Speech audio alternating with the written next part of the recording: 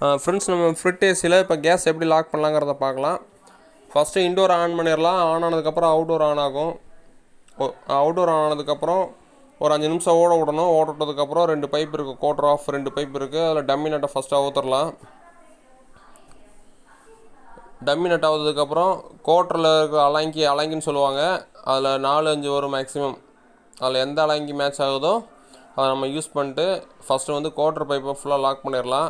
ஒரு 30 செகண்ட் அதுக்குள்ளே வந்து ஆஃப் இன்ச்சை லாக் பண்ணிடலாம். இவ்வளோ தான். இதை வந்து மெக்கானிக் நாலேஜ் இருக்கிறவங்க செய்யுங்க. ஆர்டினரியாக இருக்கிறவங்க இதை பற்றி தெரியாதவங்க செய்யாதீங்க.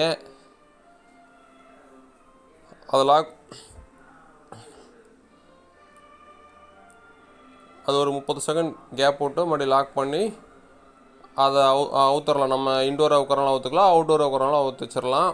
சப்ஸ்கிரைப் பண்ணாதவங்க சப்ஸ்கிரைப் பண்ணுங்கள். பெல் பட்டனை மறக்காமல் அமுத்துங்க. அப்போ தான் போடுற வீடியோ உடனே கிடைக்கும்.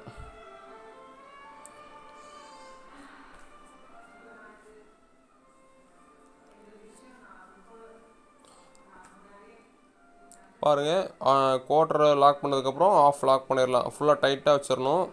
லாக் பண்ணிட்டு டம்மி நட்டை கண்டிப்பாக போடணும். இல்லாட்டி நம்ம ஏரில் இருக்கிற ஏதாவது டஸ்ட்டுக்கு போய் பூந்துக்கும். அப்புறமேடி அது நாளைக்கு பெரும் பிரச்சனையை கொடுக்கும். கேஸ் சோக் ஆகிடும், கூலிங் வராது, ஏதாவது கம்ப்ளைண்ட் வந்துட்டுருக்கும். இந்த வீடியோ பிடிச்சிருந்தால் லைக் பண்ணுங்கள்.